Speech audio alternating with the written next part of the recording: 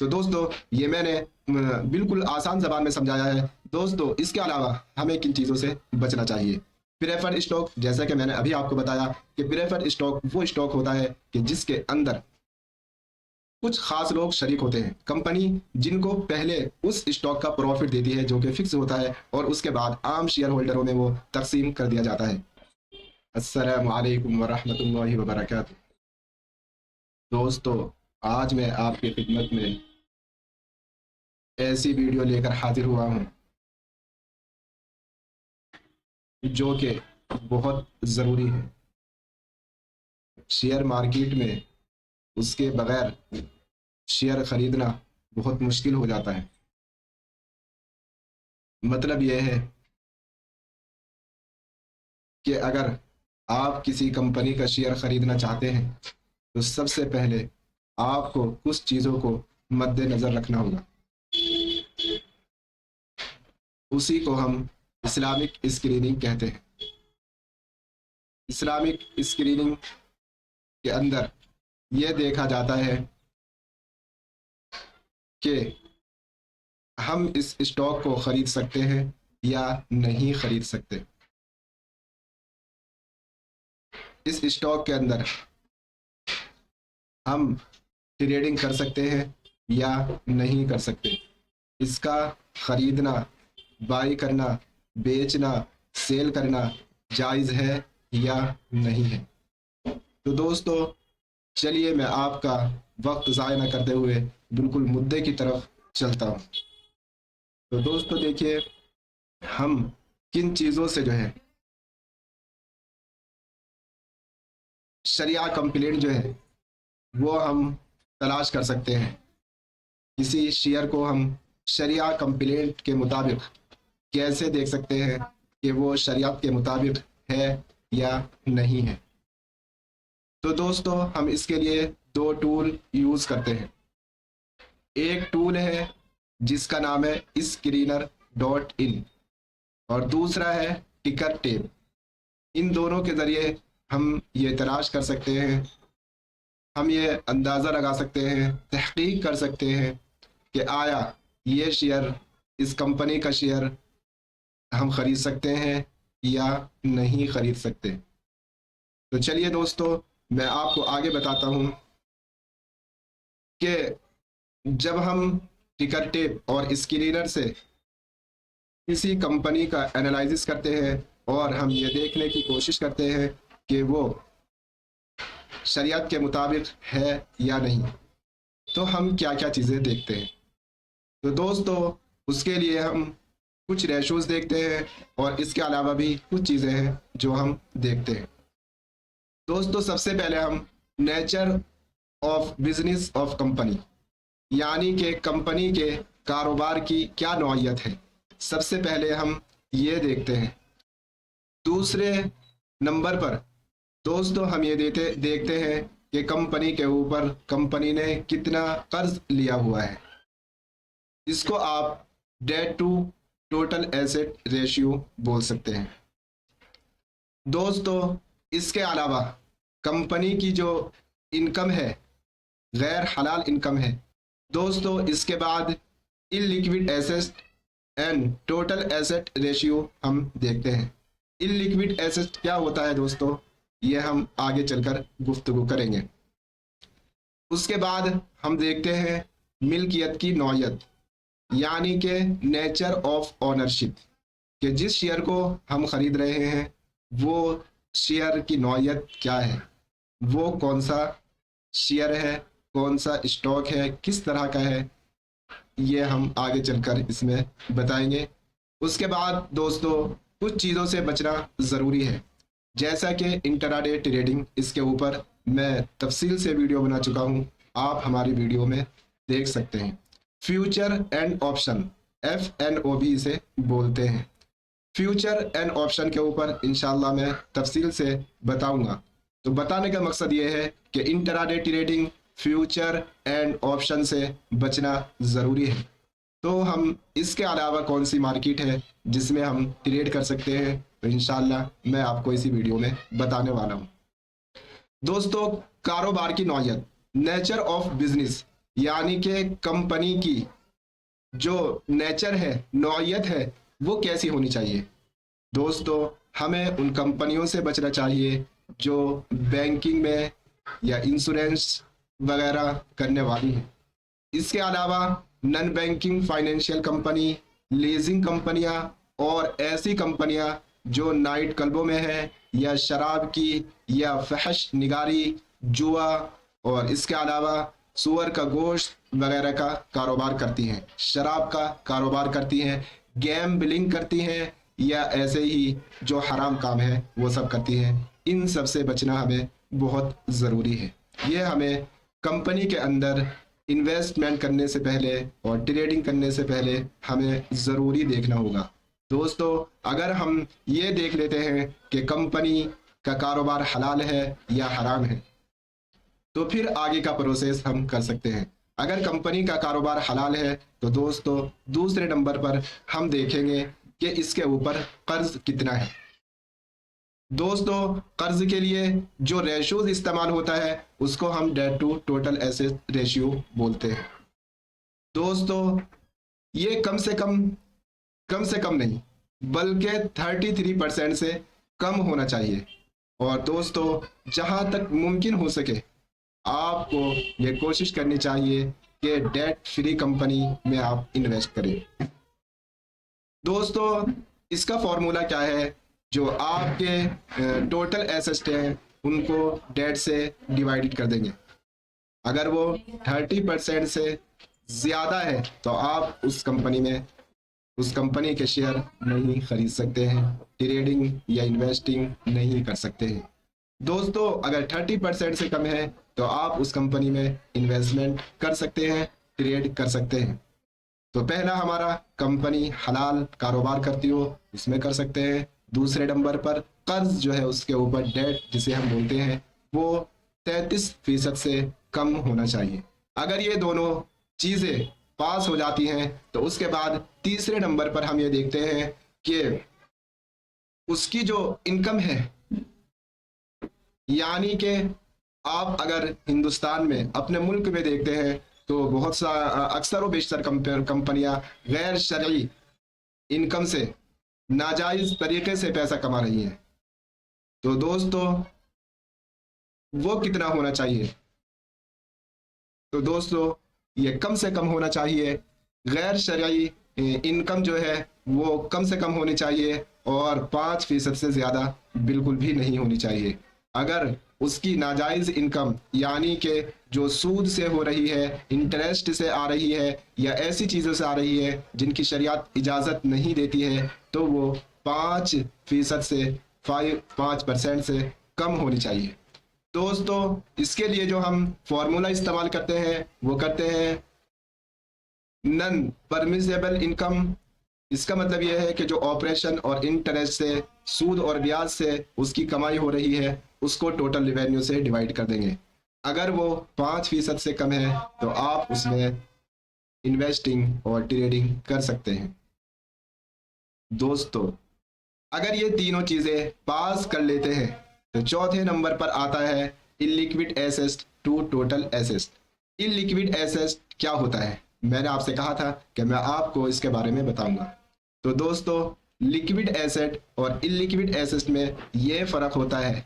Liquid asset उन्हें बोलते हैं जो कंपनी 1 साल के अंदर आसानी से कैश में तब्दील कर सकती है, और इलिक्विड एसेट उन एसेट को बोलते हैं जो कंपनी 1 साल के अंदर अंदर उसको नकद में तब्दील नहीं कर सकती है। ये मैंने आपको इसकी एक आसान और मुख्तसर तारीफ बताई है दोस्तों, ताकि आपको समझने में आसानी हो।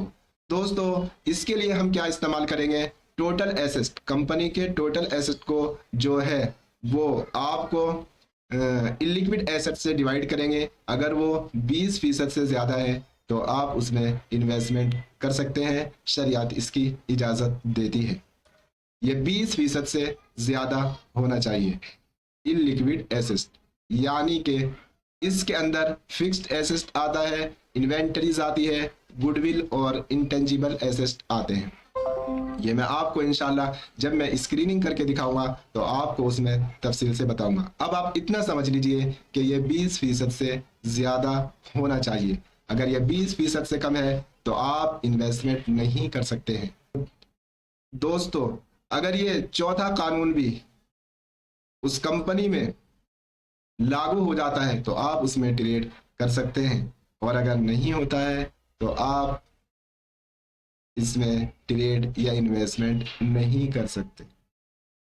दोस्तों, 5वां नंबर पर आता है नेचर ऑफ ओनरशिप, मिल्कियत की नौयत। दोस्तों, इसके बारे में मैं आपको बताता चलूं कि कॉमन स्टॉक होना चाहिए, और कॉमन स्टॉक वो होता है जिसमें सबको एक साथ प्रॉफिट मिलता है। लेकिन प्रेफर्ड स्टॉक में जो है वो सबको एक साथ प्रॉफिट नहीं मिलता, बल्कि कुछ खास इन्वेस्टर इसमें होते हैं, जैसे कि बैंक, इंश्योरेंस वाले या म्यूचुअल फंड वाले।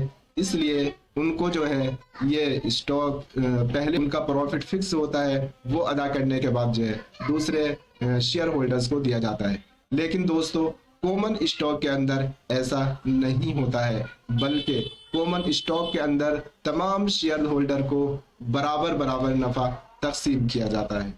इसके अलावा दोस्तों, रियल स्टॉक होना चाहिए। रियल स्टॉक होना चाहिए, सिर्फ कागजों पर ही वो स्टॉक ना हो, बल्कि हकीकत में उसके एसेट और वगैरह होने चाहिए।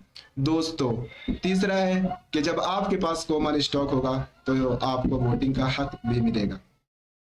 इसलिए ऐसा स्टॉक खरीदे, ऐसा शेयर खरीदे जिसमें आपको वोटिंग का हक मिलता हो। तो दोस्तों, ये मैंने बिल्कुल आसान जबान में समझाया है। दोस्तों, इसके अलावा हमें किन चीज़ों से बचना चाहिए? प्रेफर्ड स्टॉक, जैसा कि मैंने अभी आपको बताया कि प्रेफर्ड स्टॉक वो स्टॉक होता है कि जिसके अंदर कुछ खास लोग शरीक होते हैं। कंपनी जिनको पहले उस स्टॉक का प्रॉफिट देती है जो कि फिक्स होता है, और उसके बाद आम शेयर होल्डरों में वो तकसीम कर दिया जाता है। दूसरा है नॉन रियल स्टॉक। दोस्तों, ऐसे स्टॉक से बचना चाहिए जिसके अंदर हमें वोटिंग का हक न दिया गया हो। इसके अलावा दोस्तों, ऐसी कंपनियों में हमें इन्वेस्टमेंट नहीं करना चाहिए जो आम शेयर होल्डरों से पहले कुछ खास लोगों को डिविडेंड दिया जाता है। ऐसी बहुत सारी कंपनियां हैं दोस्तों। हम लाइव कोर्स जो कराते हैं उसमें तफसील से इसमें गुफ्तगू करते हैं। दोस्तों, अगर मैं तफसील से इसके अंदर गुफ्तगू करूंगा तो वीडियो बहुत ज़्यादा लंबा हो जाएगा। इसलिए मेरा मकसद आपको आसान अंदाज में, आसान तरीके से समझाने की कोशिश रहती है, और मैं उम्मीद करता हूं कि इंशाल्लाह आपको समझ में आ रही होगी। दोस्तों, इन 5 चीज़ें अगर ये आप पास कर लेते हैं तो छठे नंबर पर यह आता है कि आपको किन चीज़ों से बचना है, किन चीज़ों से परहेज करना है। तो दोस्तों, आपको इंट्राडे ट्रेडिंग और मार्जिन मनी से परहेज करना है, बचना है।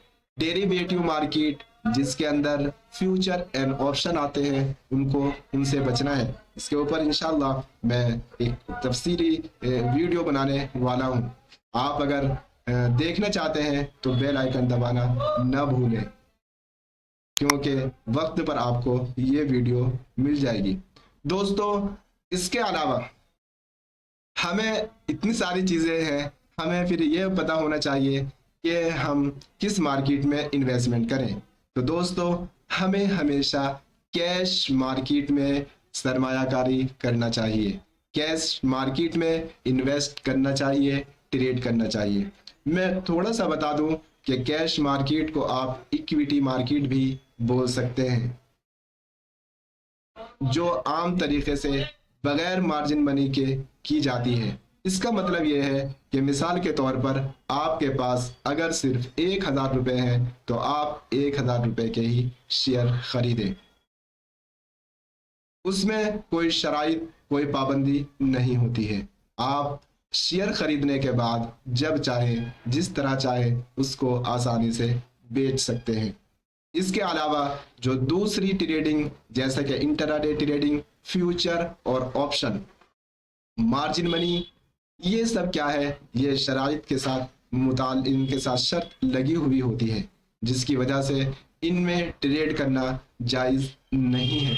और दोस्तों इसके अलावा आप दुनिया के जितने बड़े बड़े इन्वेस्टर हैं, आप उनकी हिस्ट्री पढ़ लीजिए, तारीख उठाकर देख लीजिए, उनके बयानात सुन लीजिए, उनकी किताबें पढ़ लीजिए। इन सब चीज़ों से उन लोगों ने परहेज़ किया है और लोगों को मना किया है, और लोग ये समझते हैं कि उन्होंने शेयर मार्केट में आने से मना किया है। हालांकि ऐसा नहीं है, वो लोग cash market, long term investment में भरोसा रखते थे, और हमारी शरीयत भी उसी को कहती है कि आप लॉन्ग टर्म इन्वेस्टमेंट करिए और ऐसी चीज़ों से बचिए जिनमें नुकसान होता है।